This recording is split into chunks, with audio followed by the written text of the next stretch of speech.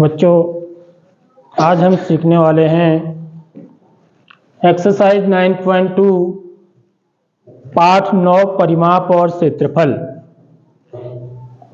इस एक्सरसाइज में जो भी क्वेश्चन है वो वृत्त के परिमाप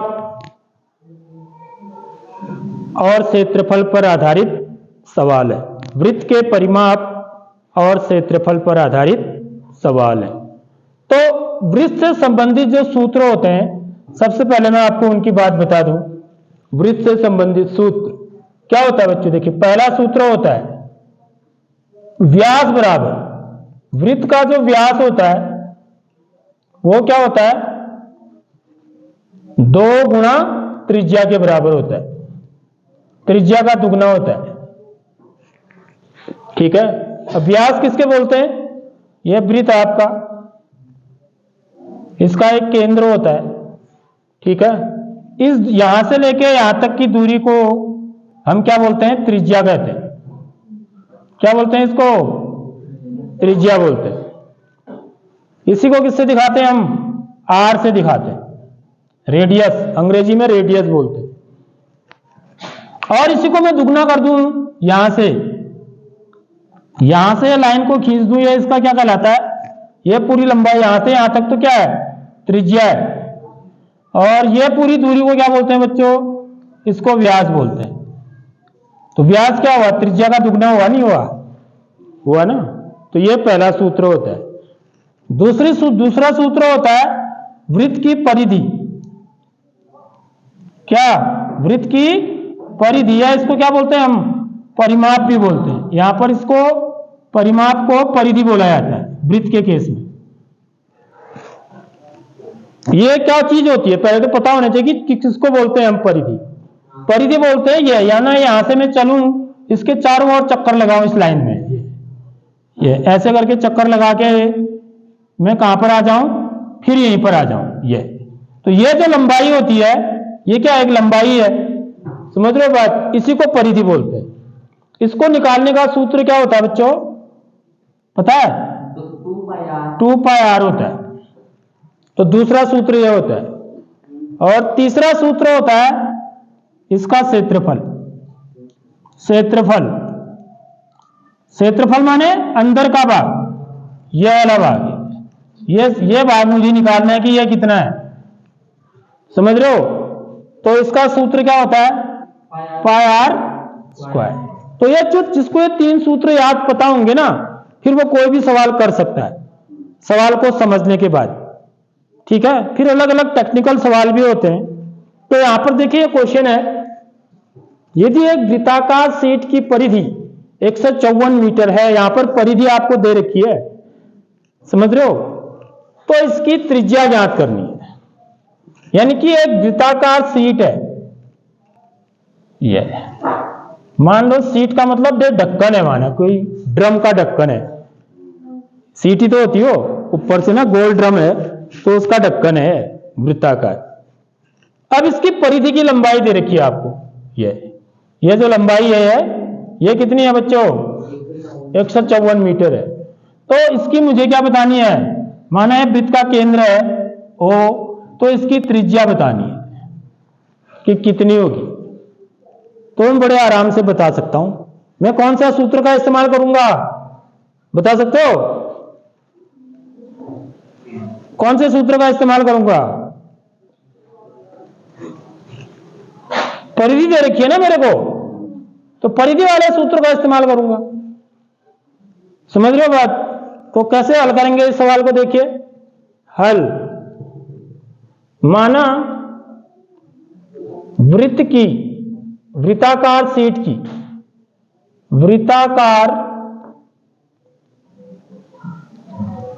शीट की त्रिज्या कितनी है बच्चों? त्रिज्या को हमेशा क्या मानेंगे? आर मानेंगे। आर क्या? मीटर। जिसमें जो इकाई दे रखी है वही इकाई लेंगे यहां। समझ रहे हो बात? इसलिए इसकी परिधि क्या हो जाएगी बच्चों? परिधि कितनी होती है? सूत्र लिखेंगे आप 2 पाई आर, तो इसका मान दे रखा है। तो प्रश्नानुसार, इसलिए यहां पर लिखते हैं प्रश्नानुसार, अकॉर्डिंग टू द क्वेश्चन। प्रश्नानुसार वृत्त की परिधि तो कितनी दे रखी है आपको? 154 दे रखी है, यानी कि जो 2πr होगा वो किसके बराबर होगा? 154 के बराबर होगा। आगे मेरी बात समझ में? तो 2πr बराबर 154। ठीक है बच्चों, अब यहां पर ये क्या बन गया? एक क्या कहते हैं इसको? क्या बन गई है? क्या समीकरण बन गई, समीकरण बोलते हैं इसको। अब यहां से आपको समीकरण हल करना आना चाहिए, समझ में आ रही बात? इसलिए मैं समीकरणों के पीछे इतने सारे लगे रहता हूं, समीकरण हल करने के पीछे, क्योंकि जो भी गणित में अगली चीज जो होती है ना बच्चों, समीकरण हल करना बहुत ही इंपॉर्टेंट होता है। जिस बच्चे को समीकरण हल करना नहीं आएगा ना, वो भी ज्यादा गणित नहीं सीख सकता है। अब देखिए यहां पर क्या करूंगा मैं, यहां से मेरे को आर का मान, क्योंकि पाई का मान दे रखा है, 2 तो 2 ही है, पाई की जगह पर क्या लिख दूंगा? 22/7 गुणा क्या? आर, ये आपस में गुणा है तीनों में। 2πr का क्या मतलब होता है? 2πr का मतलब होता है 2 गुणा पाई गुणा आर, ये मतलब होता है इसका। इनके बीच में गुणा का चिन्ह होता है हमेशा, जो मैंने अब लगा दिया, देख लो, बराबर 154। समझ में आ गई बात? अब मैं क्या करूंगा? 22 को 2 से गुणा कर दो, 22 दूनी 44, या नहीं भी करते हो तो भी चल जाता है। आर का मान मैं डायरेक्ट निकाल सकता हूं यहां से। आर बराबर कितना होगा? देखिए 154। इसको मैं क्या करूंगा जी? पहले मैं 7 को हटाऊंगा ना, 7 को हटाने के लिए क्या करूंगा? दोनों पक्षों में 7 से गुणा करूंगा, क्योंकि ये भाग में उल्टा करते हैं ना, तो गुणा करूंगा तो यहां 7 से गुणा करूंगा, यहां भी करूंगा, तो यहां 7 से 7 क्या हो जाएगा? कट जाएगा। तो यहां 7 कहां चला जाएगा? ऊपर अंश में। यह 7 यहां चला जाता है, समझ लो बात। फिर इनको हटाऊंगा यहां से ना, तभी तो आर का मान पता चलेगा। आर के साथ ये चिपके हैं ना, इनको मेरे को भगाना है यहां से, तभी तो आर का मान पता चलेगा। 7 को मैंने भगाया यहां से, तो 7 तो कहां चले जाता है? ऊपर। जो नीचे होता है ना, ऊपर जाता है, और जो ऊपर होते हैं वो कहां जाएंगे? नीचे बट्टे में। समझ रहे हो? क्योंकि अब मैं क्या करूंगा? 2 गुणा 22 को हटाना है, तो मैं 2 गुणा 22 से क्या करूंगा? ये गुणा हो रहे हैं ना आर के साथ, ये अंश में है, तो इनसे भाग दूंगा मैं ना, तो यहां भाग दूंगा तो यहां तो कट जाएंगे, यहां कहां चले जाएंगे? नीचे चले जाएंगे। 2 गुणा 22। आगे बात मेरी समझ में है? बस अब ये जो है ना कटते हैं तो काटेंगे इनको। अब तो 2 का भाग 154 में दे दो सबसे पहले, तो 2 का भाग 154 में कितनी बार जाएगा? यहां से भाग देना आना चाहिए आपको। 2 का भाग 15 में, 2 सत्ते 14, 15 में से 14 घटाएंगे तो कितना आएगा? 1, फिर 4 उतरेगा, फिर 14 बन जाएगा, तो 2 सत्ते 14, तो 77 बार चले गया है। 2 का भाग 154 में कितनी बार जाएगा? 77 बार। अब 77 और 22 किससे कटते हैं बच्चों? कोई बच्चा बता सकता है? इन दोनों में किसका भाग जाता है? 77 में भी और 22 में भी।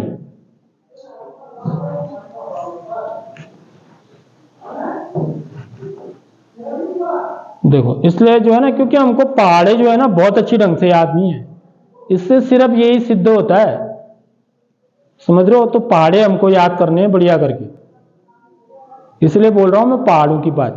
तो ये दोनों किससे कटते हैं? 11 का भाग जाता है इन दोनों में। 11 दूनी 22, 11 सत्ता 77, 11 का भाग नहीं जाता है। 11 दूनी 22, 11 सत्ता 77। भाई जिसको पहाड़े याद होंगे ना, वो फट से बता देता है किसका भाग जाएगा आगे। तो ये कितना आ जाएगा बच्चों? देखो, अब जो कटने थे वो कट गए, अब कोई नहीं कटने वाला है। अब 2 से नया 7 कटेगा, नया 7 कटेगा, कटेगा नहीं कटेगा। कटने का मतलब भाग नहीं जाएगा, 2 का भाग 7 में पूरी बार नहीं जाएगा। तो अब हम क्या कर देंगे? आर बराबर गुणा कर देंगे इसको, 77 49/2। तो ये आ गया उत्तर मेरा 49/2। चाहे तो आप इसको दशमलव में भी लिख सकते हैं, 49 का आधा। ठीक है, कितना होगा?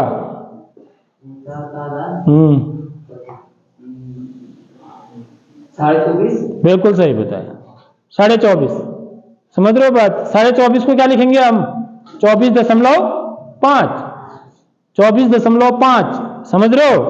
तो आप चाहे तो इसका उत्तर दशमलव में भी लिख सकते हैं। r बराबर 24.5 सेंटीमीटर। इसलिए वृत्त की त्रिज्या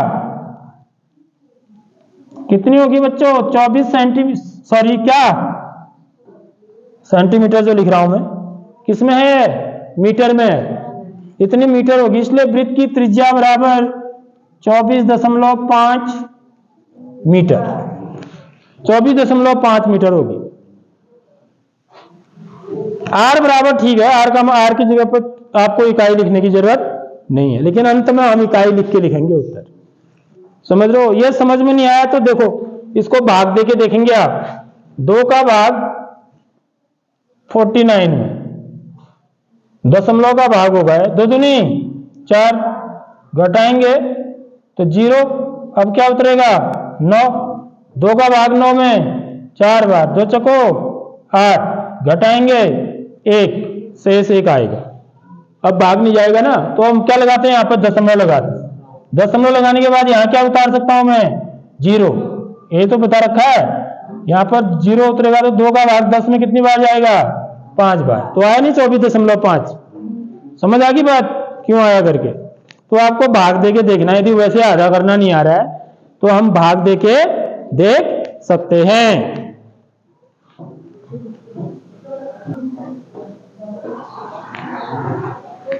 अब देखिए, अब मेरी त्रिज्या कितनी आ चुकी है? 49/2, यानी कि मीटर बराबर 24.5 मीटर। समझ में आ रही बात? यानी कि यह जो दूरी होगी ना बच्चों, केंद्र से लेके परिधि तक की दूरी, यह कितनी होगी? 24.5 मीटर। आगे बात समझ में? इसको त्रिज्या बोलते हैं। अब मेरे को जब क्षेत्रफल निकालना है, इसलिए वृत्ताकार शीट का क्षेत्रफल, वृत्त का क्षेत्रफल कहो या वृत्ताकार शीट का क्षेत्रफल कहो, एक ही बात होगी।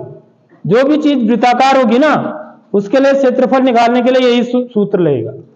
भले वो कोई भी चीज है, चूड़ी है या शीट है, कुछ भी है, तो क्या सूत्र है? पाई गुणा आर का वर्ग। समझ रहे हो बात? पाई गुणा आर का वर्ग। तो ये कितना हो जाएगा बच्चों? देखो यहां रख देंगे आर का मान। अब कौन सा मान रखेंगे? ये वाला रखेंगे या ये वाला रखेंगे? समझ रहे हो?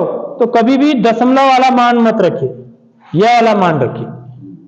समझ रहे हो? क्योंकि इसका वर्ग करना होता है हमको, तो इसका वर्ग करना ज्यादा आसान है। समझ रहे हो? यह हो सकता है कट जाए। तो देखो क्या हो जाएगा? पाई का मान 22/7, पाई की जगह पर 22/7, गुणा आर की जगह पर 49/2 का क्या करेंगे? आर का क्या है? वर्ग है, तो 49/2 का भी क्या हो जाएगा?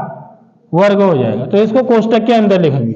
बिना कोष्टक के अंदर लिखोगे तो अगर आप कोष्टक नहीं लगाएंगे तो खाली किसका वर्ग कहलाएगा? 49 का, 2 का नहीं कहलाएगा।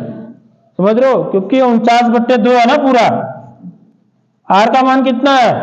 49/2 है, तो इसका वर्ग करेंगे। तो वर्ग का मतलब क्या होता है? मैंने आपको बताया था, वर्ग का मतलब क्या होता है? न किसी का भी वर्ग है तो उसका मतलब क्या हुआ? 2 बार क्या करना है? उसको गुणा करना है, उसको 2 बार गुणा करना है। वर्ग का मतलब होता है कि 49/2 को मुझे 2 बार गुणा करना है। घात 2 का मतलब होता है इसको 2 बार गुणा करना है। तो मैं कैसे लिखूंगा? 22/7 गुणा 49/2 गुणा 49/2, 2 बार गुणा करना है इसी को। समझ में आ गई बात? यह मतलब होता है वर्ग का। अब देखिए, यहां पर कोई चीज कट रही है तो उसको काट भी देंगे ताकि मेरे को ज्यादा गुणा करना न पड़े। तो देखो 2 से मेरा 22 कटता है, 7 से 49 भी कटता है। 7 का भागा 49 में जाता है, नहीं जाता है, 7 7 49 होता है। तो देखो मेरा बड़ा आसान हो गया, 7 एकम 7, 7 7 49, ये कट गया 7 बार।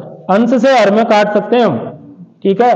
और 2 से 22 को काट सकते हैं, 2 एकम 2, 2 का भाग 22 में कितनी बार गया, 11 बार। अब नहीं कटेगा, लेकिन अब कोई कट रहा है, यहाँ 11 है, 7 है, 49 है, नीचे हर में क्या बचा है, सिर्फ 2 बचा है। तो ये कितना हो जाएगा बच्चों, अब इसको गुणा कर लो पहले, 11 7 77 बट्टे गुणा 49 बट्टे 2।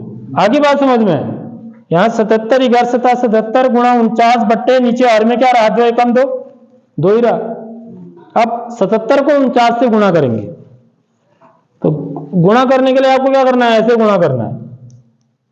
हम जब गुणा करना पड़ता है ना तो भी हमारी हालत खराब होती है, करना नहीं चाहते हम।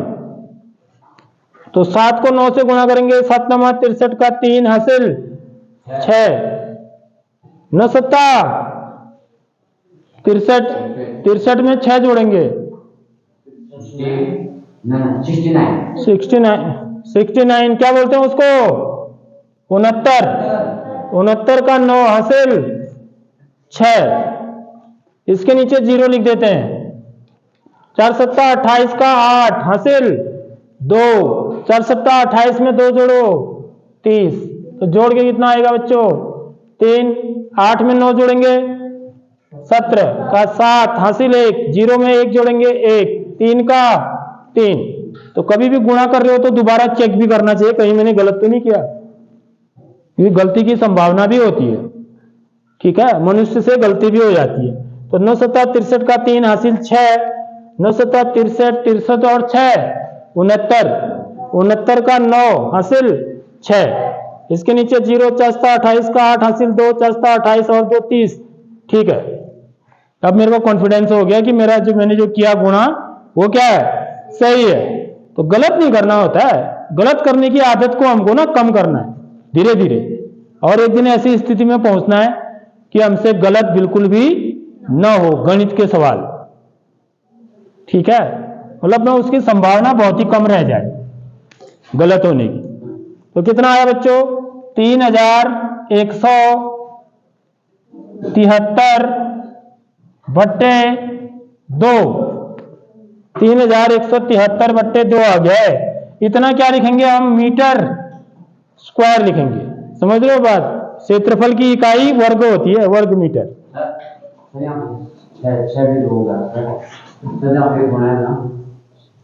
कहां पर, यह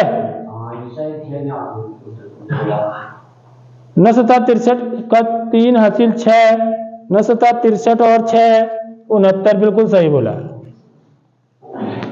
बिल्कुल सही बोला इन्होंने, ठीक है। 3 8 19 16 और 1 17 का 7 हासिल 1, 6 में 1 जोड़ेंगे 7 हो जाएगा, फिर तो बिल्कुल सही बताया इन्होंने, समझ रहे हो, इतना ध्यान है उनका, इससे पता चलता है। क्योंकि मैंने 9 7 63 का 3 हासिल 6, 9 7 63 और 6 69 नहीं लिखा ना, समझ रहे हो, 6 छोड़ दिया था मैंने।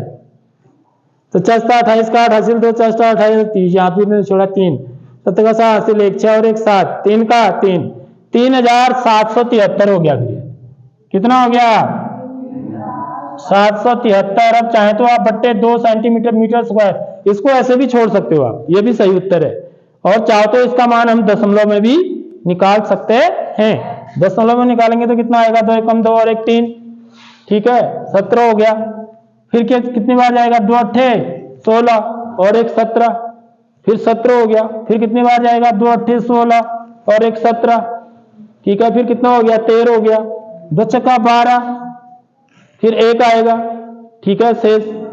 तो 1 में फिर दशमलव लगाएंगे तो 2 पंचे 10, इतना मीटर स्क्वायर, यानी कि इसका आधा जो होगा ना, इतना होगा, आधा कर दिया ना मैंने, 3773 का आधा, बट्टे 2 का मतलब होता है आधा करना, तो इसका आधा कितना होगा, 1886.5 मीटर स्क्वायर। तो ये इसका क्षेत्रफल हो जाएगा।